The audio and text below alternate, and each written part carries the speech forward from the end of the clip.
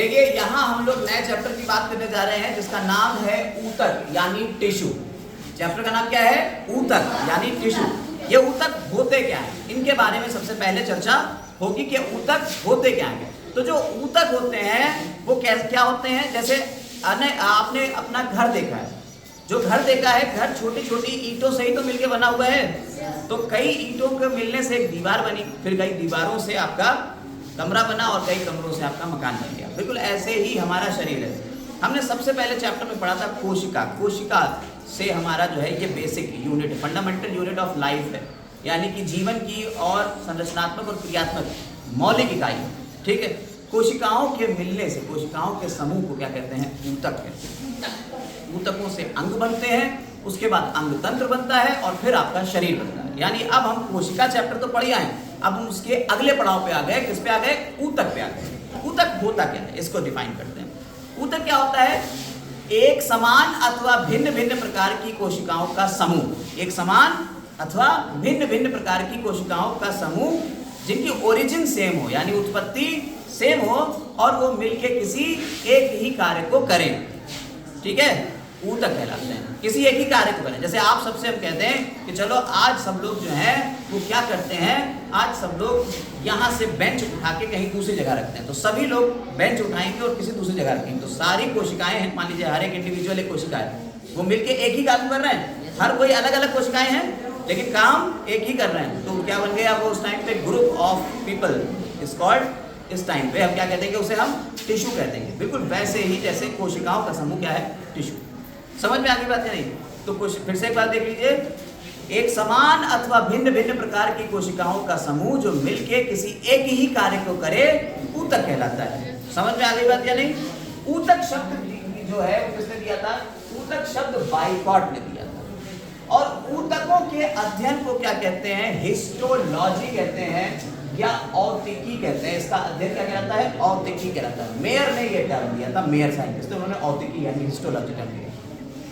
Histology आप देखिए सभी चीजें, जैसे शरीर हमने बताया, तो प्लांट भी तो जीवित है, तो पौधों का भी शरीर होता है और जंतुओं का भी शरीर होता है। हमारे अंदर भी हमारा भी शरीर है और पौधों का भी शरीर, तो दोनों में शरीर है। तो ऊतक कितने प्रकार के हो गए? ऊतक दो प्रकार के हो गए, पादप ऊतक यानी प्लांट्स टिश्यू और जंतु ऊतक यानी एनिमल टिश्यू। तो ऊतक कितने प्रकार के हो गए?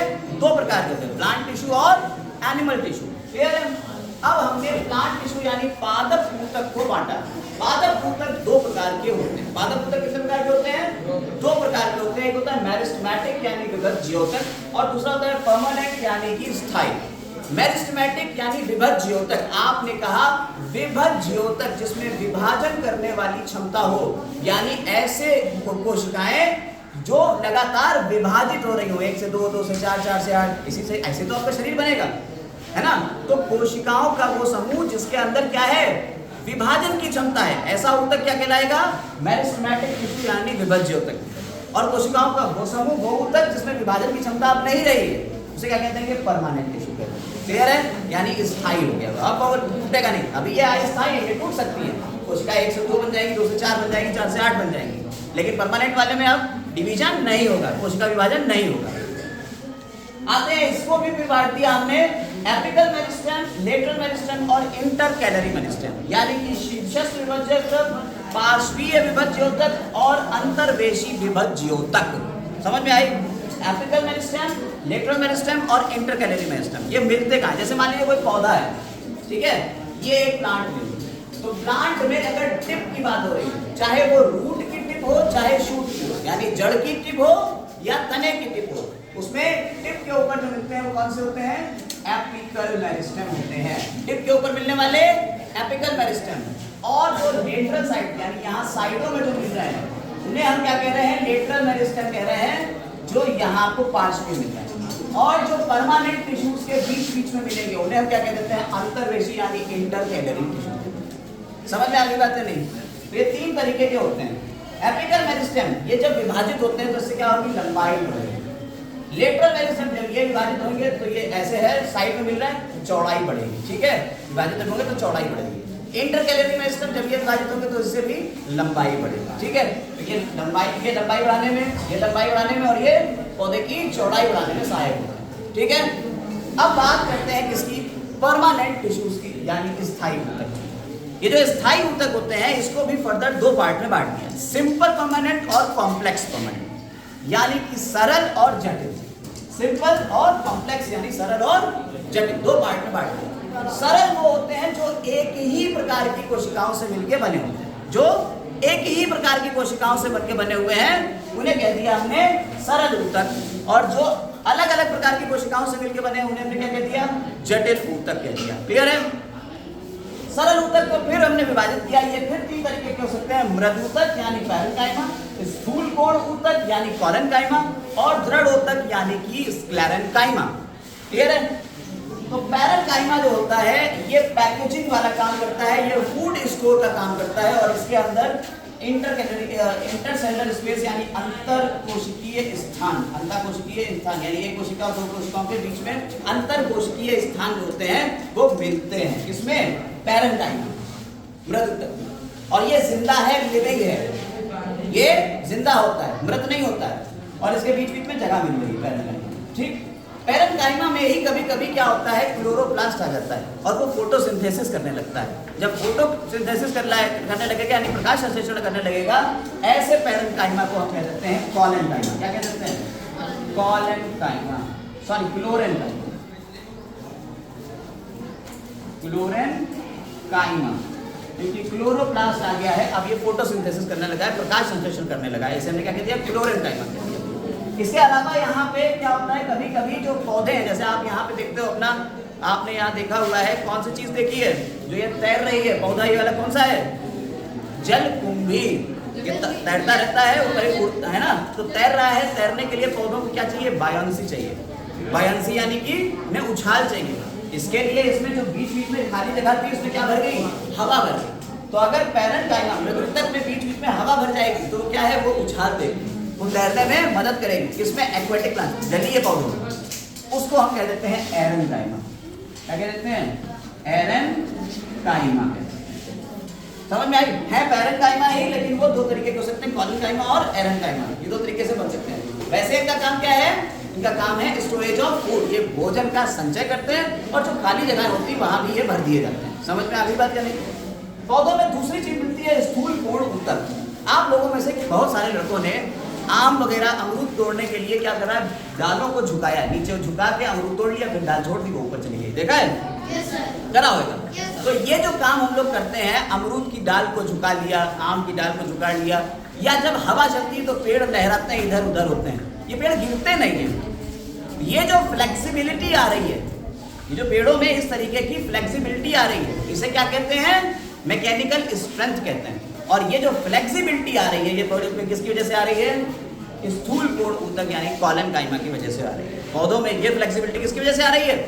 कोलेनकाइमा, स्थूल कोण ऊतक की वजह से आ रही है। इसमें जो इंटरसेलुलर स्पेस होते हैं, यहाँ पे इसमें पैक्टिन भरा होता है। क्या भरा होता है बीच बीच में? पैक्टिन। तो इसमें अंतर कोशिकीय स्थान नहीं मिलेगा, इसमें अंतर कोशिकीय स्थान मिल रहा है, इसमें क्या भरा हुआ है? पैक्टिन भरा हुआ है। इसकी वजह से इसमें अंतर कोशिकीय स्थान नहीं मिल रहा है, लेकिन ये क्या दे रहा है? मैकेनिकल स्ट्रेंथ देता है। ये कौन सी? फ्लेक्सिबिलिटी देता है, पौधों में फ्लेक्सिबिलिटी दे रहा है, यानी कि उसको जो है वो झुका लिया हमने और फिर से वापस चला गया। तो ये चीज कौन दे रहा है? कोलेनकाइमा दे रहा है। समझ में आएगा? तीसरा होता है स्थूल कोण ऊतक यानी स्क्लेरेन्काइमा। ये ऊतक इतना कठोर होता है, इसमें पैक्टिन की जगह लिग्निन भरा होता है। क्या भरा होता है? लिग्निन, जिसकी वजह से ये मर जाता है, ये डेड हो जाता है। क्या हो जाता है? ये मृत होता है। ये दोनों जीवित हैं, ये मृत है यानी कि डेड है, स्क्लेरेन्काइमा। इसमें लिग्निन भर जाता है, जिसकी वजह से इसका कोशिका जो द्रव्य है, साइटोप्लाज्म या प्रोटोप्लाज्म, वो खत्म हो जाता है और ये मर जाता है। लेकिन पौधों में आप लोगों ने एक पौधा है नारियल का, उसका फल देखा है आपने, किसी के भी सर पे मार दो तो सर भूल जाएगा, नारियल नहीं भूल रहा है। तो नारियल का जो हस्क है, ऊपर की जो कोकोनट का हस्क बन रहा है, ऊपर वाला पार्ट, ठीक है, जुड़े उसमें निकल रहे हैं, झूठ जो बन रहा है, उसे हस्क बोलते हैं। वो हस्क किसका बना होता है? कोलेनकाइमा का बना होता है। आप लोगों ने नाशपाती खाई है, जो अभी थोड़ी कच्ची है, वो आप बहुत कस के काट के खाते हो, तो जो कच्ची है तो उसमें क्या है? स्क्लेरेन्काइमा है, जिसकी वजह से उसमें कड़ापन आ रहा है। तो पौधों में जो ये कर्रापन आता है वो किसकी वजह से आता है? स्क्लेरेन्काइमा की वजह से ही आता है, जिसका मतलब है दृढ़ ऊतक। ये दृढ़ता देते हैं पौधों को। समझ में आ गई बात या नहीं? कोई दिक्कत? ये सारे साधारण प्रकार के थे, एक ही प्रकार की कोशिकाओं से मिलके बने होते हैं। ये दोनों जिंदा है, ये मृत है। समझ में आ गई? काम समझ में आ गया? इसका काम, इसका काम, इसका काम। ठीक, ये दो तरीके से और भी चल सकता है, इसे कॉलेनकाइमा और स्क्लेरेंकाइमा कहते हैं, पैरेंकाइमा में। अब आ जाते हैं दूसरे पे, कॉम्प्लेक्स यानी जटिल ऊतक। अब किसे अब दूसरे आ रहे हैं जटिल ऊतक। आप लोगों ने पौधे देखे हैं, तो पौधों में आप पानी डालते हो।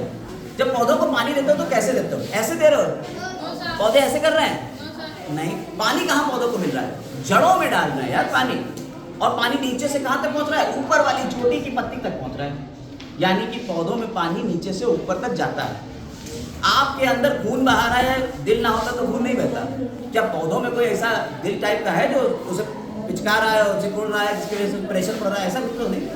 पौधों में तो ऐसा कोई सिस्टम नहीं होता। पौधों में पानी को ले जाता है जाइलम। पौधों में पानी को कौन ले जाता है? जाइलम। ये वाटर का कंडक्शन करता है। ये क्या करता है? वाटर कंडक्शन करता है, यानी पानी का संचरण करता है। और फ्लोएम जो होता है, ये पत्तियां खाना बना लेती हैं, पूरे पौधे में खाना जाता है, वो फ्लोएम से ही जाता है। ये भोजन का संचरण करता है। क्या करता है? ये भोजन संचरण करता है। संचरण यानी कि कंडक्शन। समझ में आई बात या नहीं? समझ रहे हो? तो पौधों में खाने को कौन ले जा रहा है? जाइलम। पौधों में भोजन को कौन ले जा रहा है? फ्लोएम। समझ में आई? और ये चार कोशिकाओं से अलग अलग मिलकर बने, 4 तरह के कोशिकाएं हैं। Tracheids, vessels, xylem parenchyma, xylem fibres, यानी कि वाहिकाएं, काष्ठ मर्भूतक और काष्ठ फाइबर।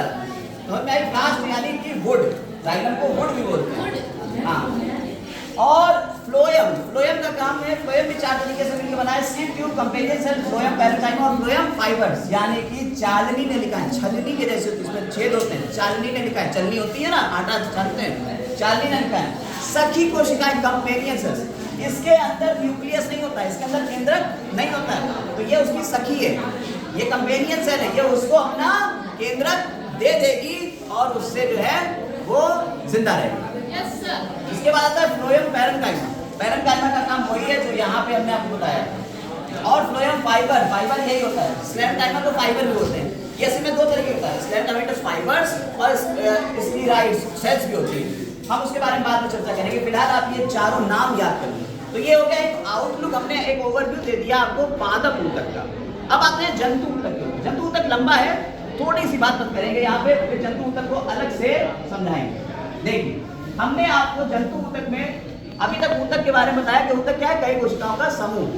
जंतु ऊतक 4 तरीके के, पादप ऊतक कितने तरीके के? 2 तरीके के। जंतु ऊतक 4 तरीके के। उपकला यानी एपिडर्मल टिश्यू सिस्टम, संयोजी ऊतक यानी कि कनेक्टिव टिश्यू, पेशीय ऊतक यानी मस्कुलर टिश्यू, और तंत्रिका ऊतक यानी नर्वस टिश्यू। ठीक है, इसमें तंत्रिकाएं आएंगी। तंत्रिका वही जैसे हमने यहाँ पे छुआ, कोई कीड़ा काट लेता है, मच्छर काट लेता है, लेकिन दिमाग को पता चल जाता है और खुजलाने लगते हैं। तो क्या है, यहाँ से सिग्नल दिमाग तक कौन ले जा रहा है? तंत्रिकाएं ले जा रही हैं। जो सिग्नल ले जा रही हैं वो कौन ले जा रही हैं? तंत्रिकाएं ले जा रही हैं। तो तंत्रिका ऊतक वो सिग्नल ले जाता है। मस्कुलर, जो मसल्स हमारी बना रहा है वो कौन है? मस्कुलर है। ये भी 3 तरीके का होता है। ऐसे कनेक्टिव टिश्यू जो कनेक्शन कर रहा है एक ऑर्गन को दूसरे ऑर्गन। आपका सर है, पैर में चोट लगी, सर को पता चल गया, कैसे? तंत्रिका ले गई। खाना आपने पेट में खाया, खाना तो पेट में गया, लेकिन चल रहे हैं पैर, ऊर्जा मिल रही है हमको पैरों में। ये खाना पेट से पैरों तक कहाँ पहुंच रहा है? कौन पहुंचा रहा है इसको? ब्लड पहुंचा रहा है। ब्लड में ही तो हो रहा है। आपका ब्लड हर जगह ले जाता है खाने को। तो ये जो ब्लड है ये क्या है? Connective tissue.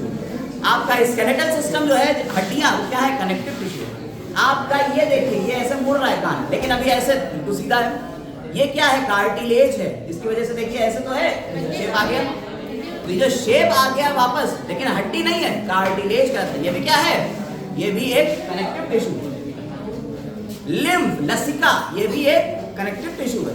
तो blood, lymph, cartilage, bone, tendon, ligament, ये सारी चीजें आपकी क्या आती है? कनेक्टिव टिश्यू में आती है। एपिडर्मल टिश्यू सिस्टम, जो उपकला है आपकी, जो ये स्किन है, क्या है? ये एपिडर्मिस की वजह बनी हुई है।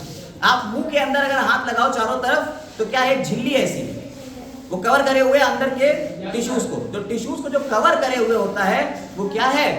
उपकला है, यानी एपिडर्मिस। तो एपिडर्मिस क्या कर रही है? आपके टिश्यूज को कवर कर रही है और लाइनिंग बना रही है। कवरिंग और लाइनिंग, एपिडर्मिस। कनेक्शन कर रहा है कनेक्टिव टिश्यू।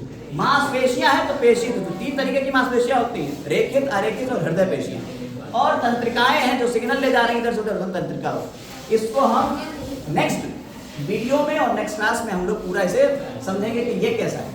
इसके बारे में हमने सारी जानकारी आपको दे दी, अब सिर्फ लिखना बाकी रह गया। जानकारी पूरी हो गई ऊतक की, सारी बातें बता दी, कौन क्या काम करता है, कहाँ मिलता है, ठीक है, सारे काम बता दिए।